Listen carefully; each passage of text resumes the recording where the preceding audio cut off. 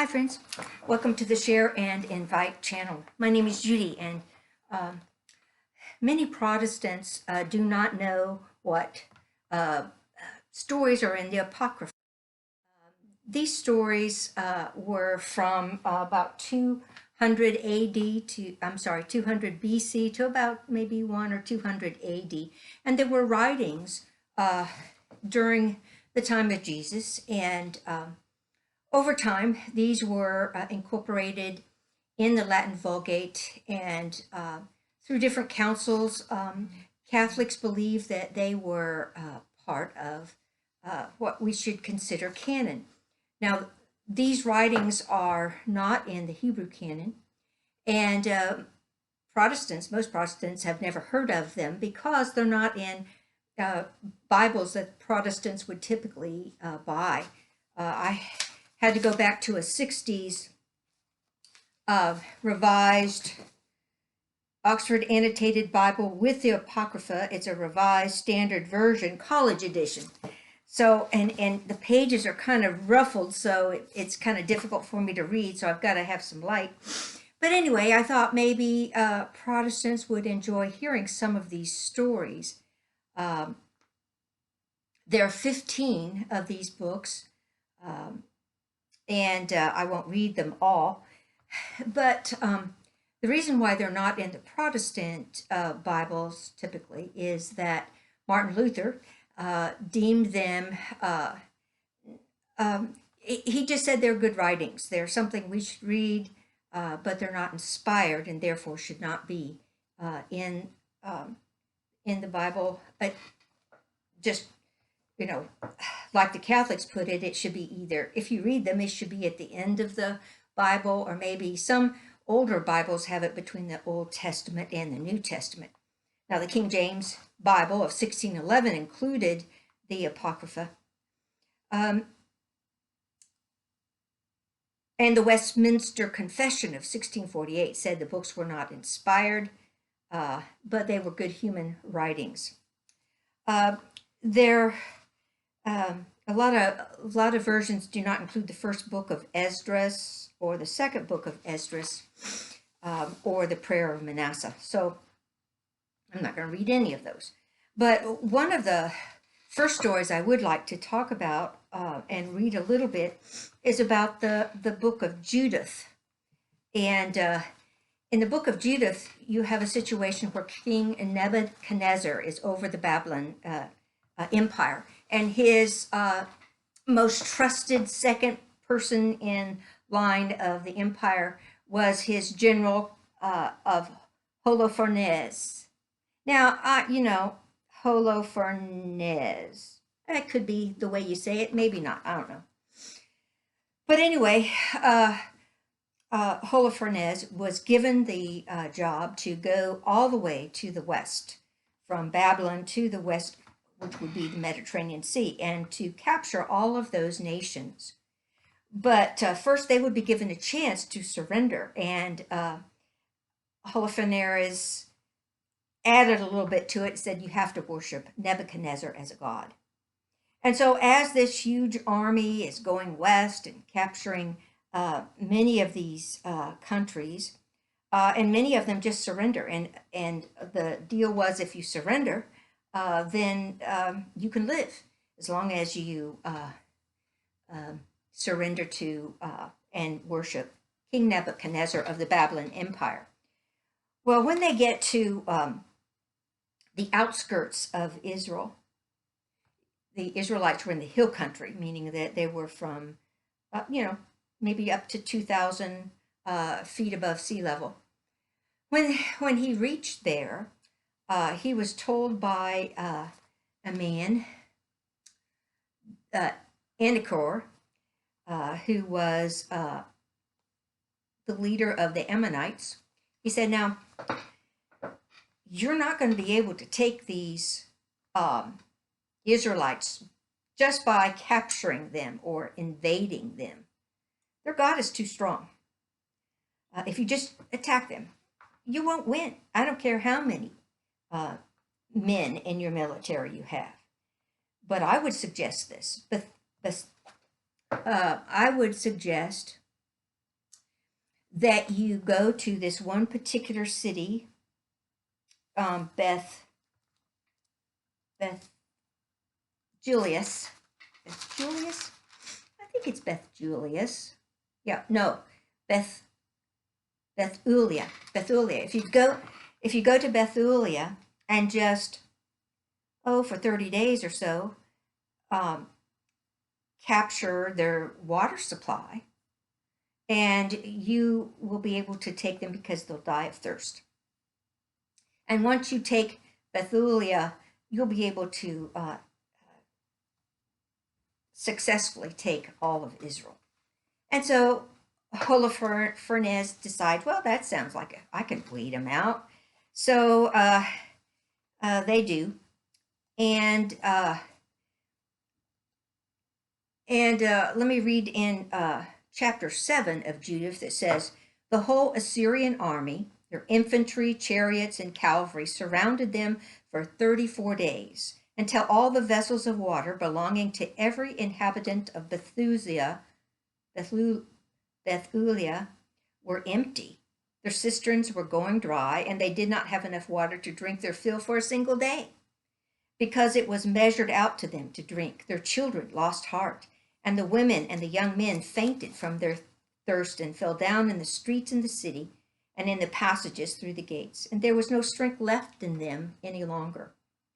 Then all the people, the young men, the women, and the children, gathered about Uzziah, who was the ruler in Israel, and cried out with a loud voice and said, God be judge between you and us, for you have done us great injury in not making peace with the Assyrians. And it goes on, goes on, goes on. And so Uzziah says, give me 5 more days. If God doesn't do something in 5 days, I will surrender. Well, Judith heard about all of this, and she was so disturbed, so upset that the people would put Uzziah in that kind of position. She devised a plan. And so she went to Uzziah and told him that she had a plan and that she would, if he would agree. So Uzziah said to her, all that you have said has been spoken out of a true heart. And this conversation she had with him. And there is no one who can deny your words. Today is not the first time your wisdom has been shown, but from the beginning of your life, all the people have recognized your understanding, for your heart's disposition is right. So he allows her to do what her plan is, even though she doesn't tell him what it is. She develops this plan. And so let's see. Then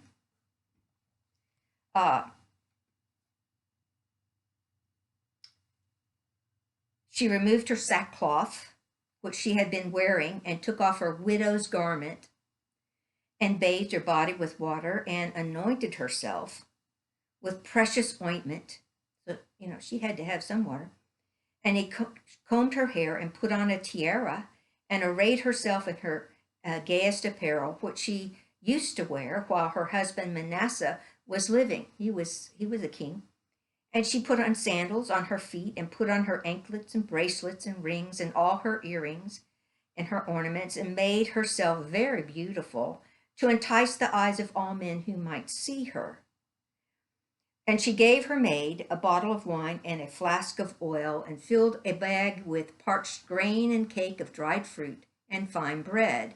And she wrapped all this up in a bag and gave it to her maid to carry for her. And so she goes down and asks the gate to be opened, and she goes out, and she goes to Holofernes' camp. And she identifies herself. She says, I'm a daughter of the Hebrews, but I'm fleeing from them, for they're about to be handed over to you to be devoured. And so she doesn't want to be devoured, and she explains why God has abandoned them. She says, since their food supply is exhausted and the water has almost given out, They have planned to kill their cattle and have determined to use all that God, by his laws, has forbidden them to eat. They have decided to consume the first fruits of the grain and the tithes of the wine and oil which they had consecrated and set aside for the priests who minister in the presence of our God at Jerusalem. And so she says, that's why I'm leaving. I don't want to be killed with them by you nor by God. And they have done wrong against God, so God will not protect them. And so her words pleased Holofernes, and she stayed with them 3 days, and at night she asked if she would be allowed to go to the outskirts of the city, Bella Julia. I should have written that down. And pray. And so he gave instructions to his guards to allow her to do this each night. She did it for 3 nights. Then on the 4th day, Holofernes held a banquet just for his slaves, and he invited Judith to attend. Now, she could not attend, but she decided that this is what she would do. This was where her plan got good. That's not quite good English, but anyway, at this banquet, they're all eating and drinking and all this, and she's told them, I can't eat this or drink this. I brought my own. And so she began eating and drinking her own supplies that she brought with him. Well, after Holofernes was drunk, then he went into his bedchamber and invited Judith in, of course. Well, Judith was sleeping until about midnight or so. And by the time he had fallen asleep because he was drunk, she went into his tent. And he was stretched out on his bed, for he was overcome with wine. Now Judith had told her maid to stand outside the bedchamber and to wait for her to come out, as she did every day, for she said that she would be going out for her prayers. And she had said the same thing to Bagoas, and that was the guard that would let her out. So everyone went out, and no one, either small or great, was left in the bedchamber. So Judith, standing beside his bed, she said, O Lord God of all might, look in this hour upon the work of thy hands, my hands, for the exaltation of Jerusalem. For now is the time to help thy inheritance and to carry out my undertaking for the destruction of the enemies who have risen up against us. So she went up to the post at the end of the bed above Holofernes' head, took down his sword that hung there, and came close to his bed, took hold of the hair of his head, and said, Give me strength this day, O Lord.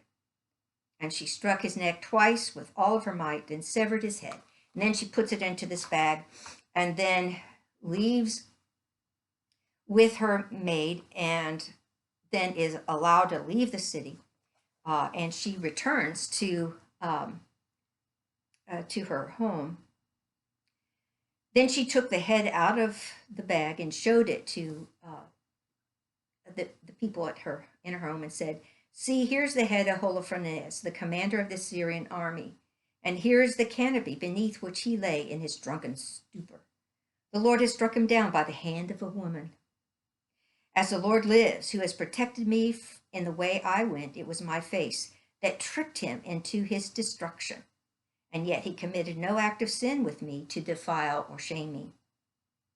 Then all the people were greatly astonished and bowed down and worshipped God. And Uzziah said to her, O daughter, you are blessed by the Most High God above all women on earth. And blessed be the Lord God who created the heavens and earth, and so on and so on. And so she said, Listen to me, my brethren. Take this head and hang it upon the parapet of your wall. And as soon as the morning comes and soldiers come out, they will see his head and realize that the enemy is going to be in retreat. And as soon as the Assyrian army realized that the king was dead, that his body was there, but his head was gone, then they panicked and began running for their lives. And they were fearful. And so the Israelites then chased after them and killed many as far as Damascus. Then Jehoiakim, the high priest, and the senate of the people of Israel who lived at Jerusalem came to witness the good things which the Lord had done for Israel, and to see Judith and to greet her. And when they met her, they all blessed her with one accord and said to her, "You are the exaltation of Jerusalem. You are the great glory of Israel. You are the great pride of our nation. You have done all of this single-handed. You have done great good to Israel, and God is well pleased with it. May the Almighty Lord bless you forever." And all the people said, "So be it." And so they celebrate for 30 days, and they've taken the plunder, and some of the plunder was given to Judith, and she says in her thanksgiving to God, "For God is the Lord who crushes wars, for he has delivered me out of the hands of my pursuers and brought me into his camp in the midst of the people. The Assyrian army came down from the mountains of the north. He came with myriads of his warriors. Their multitude blocked up the valleys, and their cavalry covered the hills. He boasted that he would burn up my territory and kill my young men with their sword and dash my infants to the ground and seize my children as prey and take my virgins as booty. But the Lord Almighty has foiled them by the hand of a woman." And she goes on and on and on, and she lives longer to 105. And when she dies, she was buried next to her king husband Manasseh, and she remained a widow for the rest of her life after this. And when she was buried next to her husband, all of Israel mourned her for 30 days. Kind of a nice story about God protecting his people. There's another, well, you have additions to the book of Esther, Wisdom of Solomon, Ecclesiasticus, Baruch, Baruch, the letter of Jeremiah, the prayer of Azariah, that's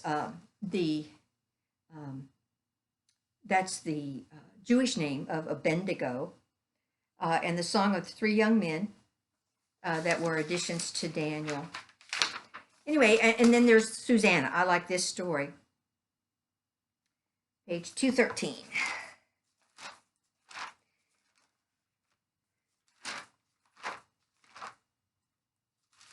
Here it is, Susanna. Well, Susanna is all these stories. The woman's beautiful and desirous of other men and who lust after her. Well, there were two elders, and these elders were judges, and they lusted after Susanna. And Susanna was married, and she went into her garden to bathe, of course, and she had her maids to leave after they brought her oil and lotions and stuff. Anyway, these two elders had hidden themselves in the garden, and after the maids left, they got out and they approached her and said, "If you don't have intimacy with us, we will claim that you had intimacy with a young man, and we tried to catch him, but he was so strong, he knocked us down and escaped." And so she yelled. She wasn't going to put up with this stuff. She yelled. Servants came flying in, and then the next day, these two elders began to testify to people and to all that would listen to them, including Susanna's family. And they said that she and this young man had committed adultery, and that they were in the corner of the garden and they saw the whole thing. Well, Susanna prayed to God because they were going to kill her. That was the punishment for adultery. They were going to kill her. And so God heard her prayer and inspired Daniel to investigate. And Daniel shamed the people for believing this false testimony. And so they returned to the garden, and Daniel had them separated so that he could question them individually. And the first elder, he said, well, if you really saw them being intimate, under what tree were they under? And so the first one said, well, the mastic tree. He questioned the second elder and gave them the same question, and he said, the evergreen oak. And so Daniel pronounced judgment upon them for lying, and the angel of God would cut them, and said that the angel of God would cut them in two. But before that happened, the whole assembly blessed God and killed the elders.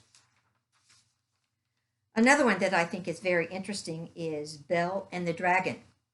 And the setting is in Babylonia again, and it's King Cyrus and Daniel. And they were friends. And the king worshipped an idol called Bel in a temple. And he said that he was a living God.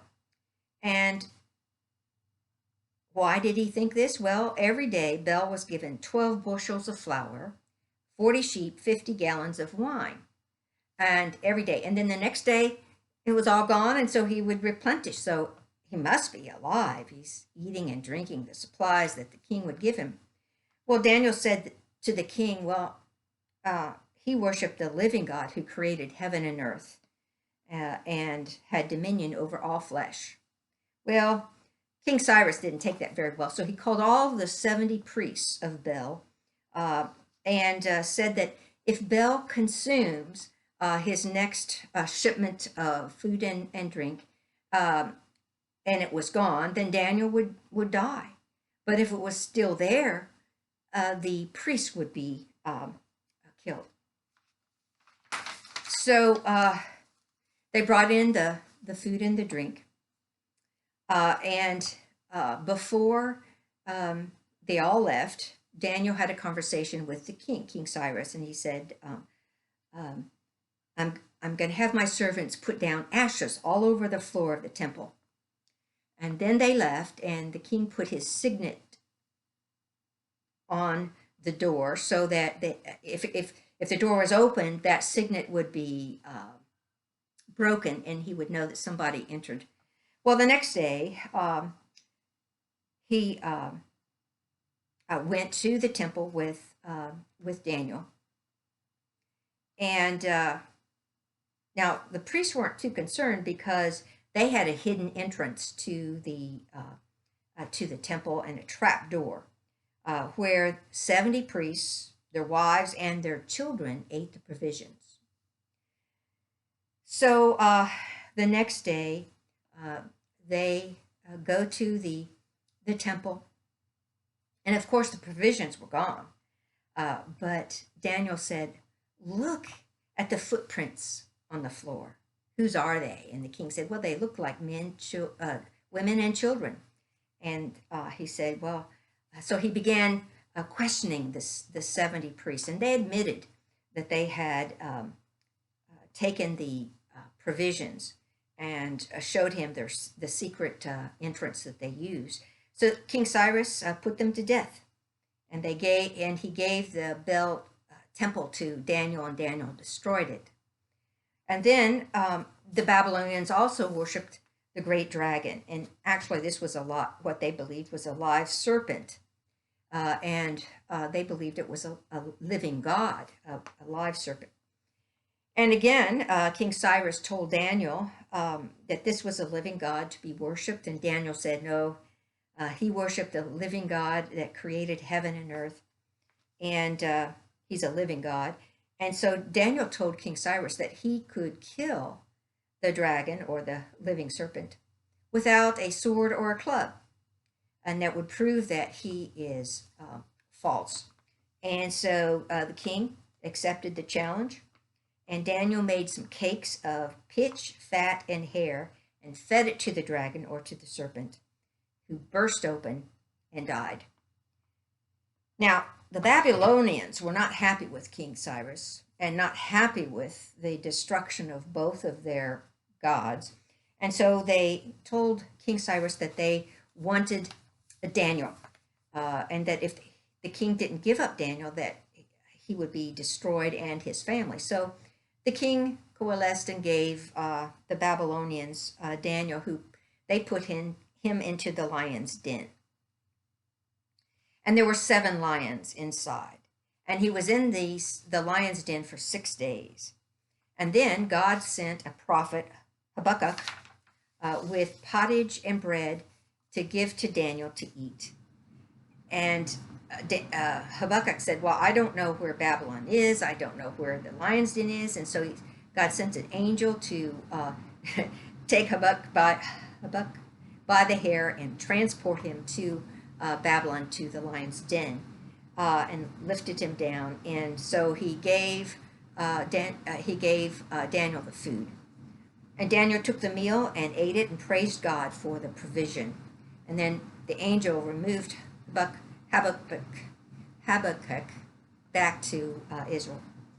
On the 7th day, the king came to the den expecting Daniel to be eaten by the lions, but Daniel was alive. And so the king brought him out, and he said, "Thou art great, O Lord, O God of Daniel." So he pulled Daniel out of the den and then threw in the men who threatened him, and they were immediately eaten by the lions. And those are some of the interesting ones. And then you had First Maccabees, which is quite a bit historical. The Maccabees was a time between the Testaments, and in First Maccabees it talks about the Hasmonean dynasty. It was John and his 5 sons, I believe, and they fought against the Persians who wanted to take over their land.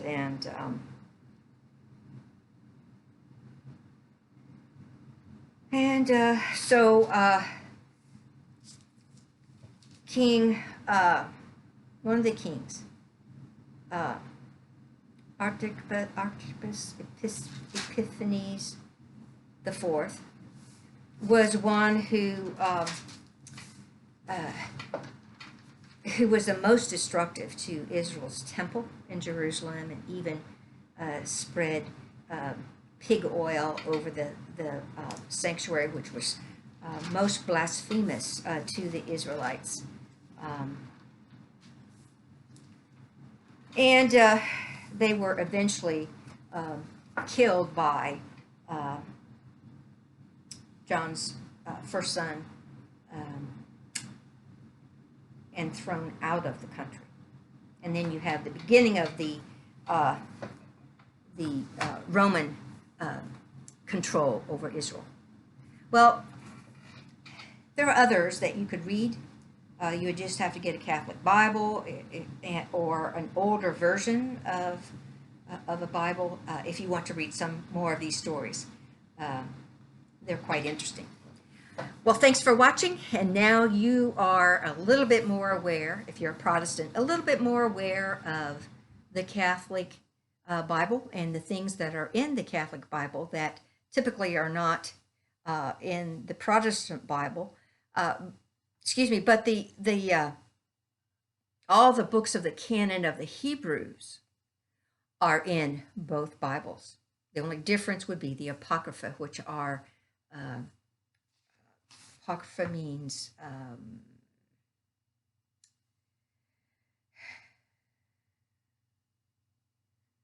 Apocrypha means something, I forget.